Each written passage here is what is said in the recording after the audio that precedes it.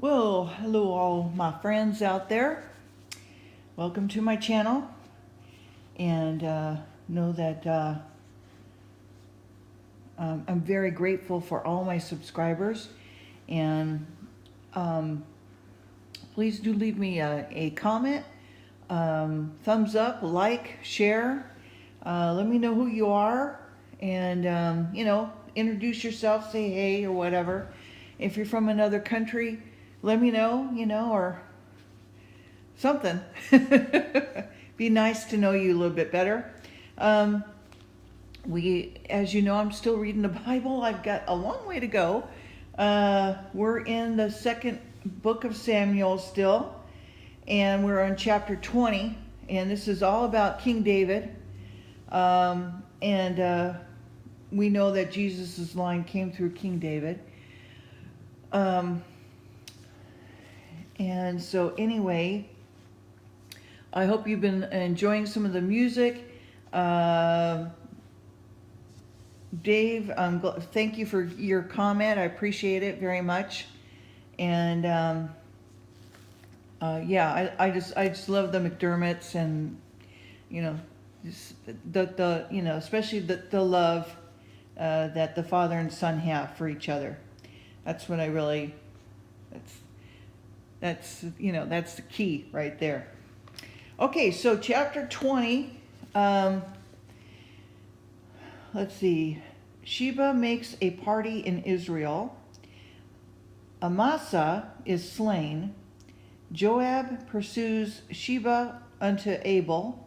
A wise woman saves the city of Sheba's head. David, great officers. Okay, please do remember to pray before you listen to God's word so that you can understand what it is that the Holy Spirit is trying to teach you. Alrighty, here we go. And there happened to be there a man of Belial, whose name was Sheba, the son of Birchrai, a Benjaminite. And he blew a trumpet and said, "We have no part in David, neither have we inheritance in the son of Jesse. Every man to his tents, O Israel." And so every man of Israel went up from after David and followed Sheba, the son of Birchrai. But the men of Judah clave unto their king from Jordan, even to Jerusalem. David came into his house at Jerusalem, and the king took the 10 women, his concubines, whom he had left to keep the house, and put them inward, and fed them, but went not unto them. So they were shut up in the day of their death, living in widowhood. Interesting. Okay. Then said the king to Amasa, "Assemble me the men of Judah within 3 days, and be thou here present." And Amasa went to assemble the men of Judah, but he tarried longer than the set time in which he had appointed him. And David said to Abishai, "Now shall Sheba the son of Birchrai do us more harm than did Absalom? Take thou thy Lord's servants, and pursue after him, lest he get him fenced cities and escape us." So you got to build those walls. Sorry. Okay, sorry. And there went out after him Joab's men, and the Cherethites, and the Pelethites, all those ites, and all the mighty men, and they went out to Jerusalem to pursue after Sheba the son of Birchrai. Then they were at the great stone which is in Gibeon, and Amasa went before them, and Joab's garment that he had put on was girded unto him, and upon it girdled with the sword fastened upon his loins in the sheath thereof. As he went forth, it fell out. And Joab said to Amasa, "Art thou in health, my brother?" And Joab took Amasa by the beard with the right hand and kissed him. But Amasa took no heed to the sword that was in Joab's hand, so he smote him there within in the fifth rib, and shed out his bowels to the ground, and struck him not again, and he died.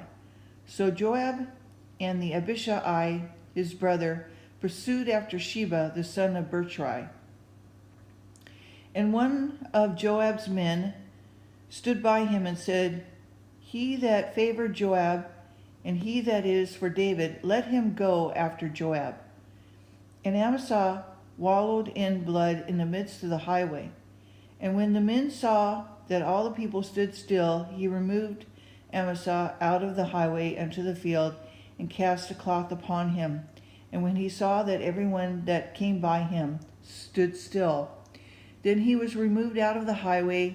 All of the people went on after Joab to pursue after Sheba the son of Berchai.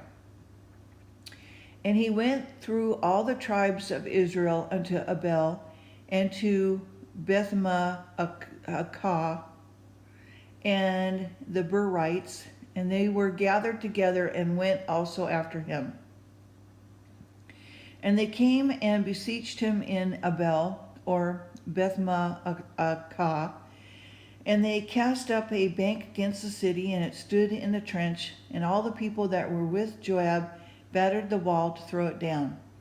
Then cried a wise woman out of the city, Hear, hear, say, I pray you unto Joab, Come near hither, that I may speak with thee. And when he was come near unto her, the woman said, Art thou Joab? And he answered, I am he. And she said unto him, Hear the words of thine handmaid. And he answered, I do hear.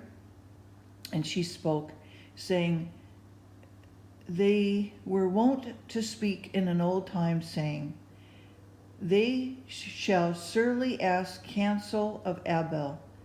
And so they ended the matter. I am one of them that are peaceable, faithful in Israel, and thou seekest to destroy a city and a mother in Israel. Why wilt thou swallow up the inheritance of the Lord? And Joab answered and said, Far be it from me that I should swallow up or destroy. The matter is not so. But a man of Mount Ephraim, Sheba, the son of Berchai by name, hath lifted up his hand against the king, even against David. Deliver him only, and I will depart from the city. And the woman said unto Joab, Behold, his head shall be thrown to thee over the wall. Then the woman went in unto all the people in her wisdom, and they cut off the head of Sheba, the son of Berchai, and cast it out to Joab. And he blew a trumpet, and they retired from the city, every man to his tent. Joab returned to Jerusalem and to the king. Now Joab was over all the host of Israel, and Benaiah, the son of Jehoiada, and was over the Cherethites and over the Pelethites, and Adoram was over the tribute, and Jehoshaphat, the son of Ahilud, was recorder. And Sheba was scribe, and Zodok and Abanathar were the priest.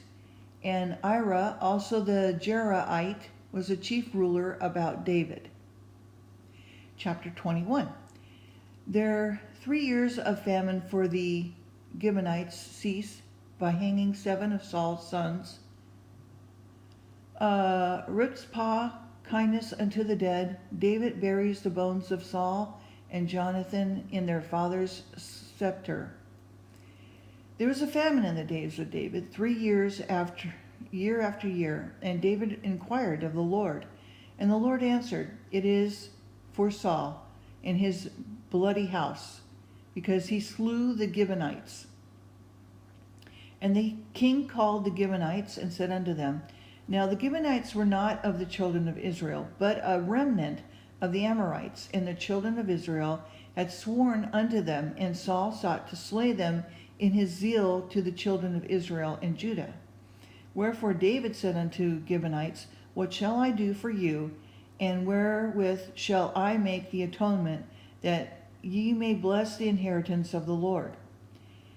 And the Gibeonites said unto him, We will have no silver or gold of Saul, nor of his house, neither of us shall thou kill any man in Israel. And he said, Well, what ye shall say, that will I do for you? And they answered the king, The man that consumed us and has devised against us that we should be destroyed from the remaining in any of the coast of Israel. Let 7 of his sons be delivered unto us, and we will hang them up unto the Lord in Gibeonah of Saul, whom the Lord did choose. And the king said, I will give them. But the king spared Mephibosheth, the son of Jonathan, the son of Saul, because of the Lord's oath that was between David and Jonathan, the son of Saul. I know they loved each other. Anyway, but the king took the 2 sons of Rizphah, the daughter of Ahiah, and these names are just fantastic, okay?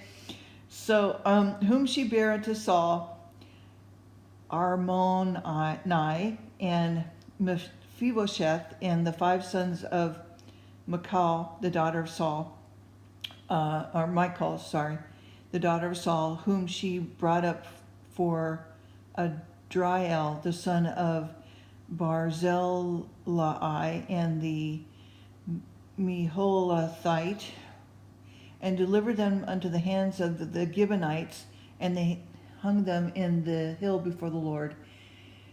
And they fell all 7 together, and were put to death in the days of the harvest, in the first days, in the beginning of the barley harvest. And Rizphah, the daughter of Ahiah, took sackcloth and spread it for her upon the rock from the beginning of harvest until water dropped upon them out of heaven, and suffered neither the birds of the air to the rest of them by day, nor the beasts of the field by night. And it was told to David what Rizphah, the daughter of Ahiah, the concubine of Saul, had done. And David went and took the bones of Saul and the bones of Jonathan his son from the men of Jabesh Gilead, which had been stolen them from the street of Bethshan, where the Philistines had hanged them, and when the Philistines had slain Saul in Gilboa. And he brought up from hence the bones of Saul and the bones of Jonathan his son, and they gathered the bones of them that were hanged. And the bones of Saul, Jonathan his son, buried they in the country of Benjamin, in Zelah, in the scepter of Kish his father, and they performed all that the king commanded. And after that God was entreated for the land. Moreover, the Philistines had yet war again with Israel, and David went down and his servants with him and fought against the Philistines, and David waxed faint. And Ishbi-Benob, which was the sons of the giant that weighed of those spear, weighed 300 shekels of brass in weight, he being girded with a new sword, thought to have slain David. But Abishai, the son of Zerahah, succored him and smote the Philistine and killed him. Then the men of David swore unto him, saying, Thou shalt go no more out with us to battle, that thou quench not the light of Israel. And it came to pass after this, that there was again a battle with the Philistines at Gob. Then Sheba the Hushaite slew Saph, which was the sons of the giant. See, there were giants, okay? Giant, okay. And there, anyway. Okay. And there was again the battle of Gob with the Philistines, where Elhathan, the son of Reogim, a Bethlehemite, slew the brother of Goliath. See, he had brothers. Goliath had brothers. The Gittite, the staff of whose spear was like a weaver's beam. And there was yet a battle in Gath, there was a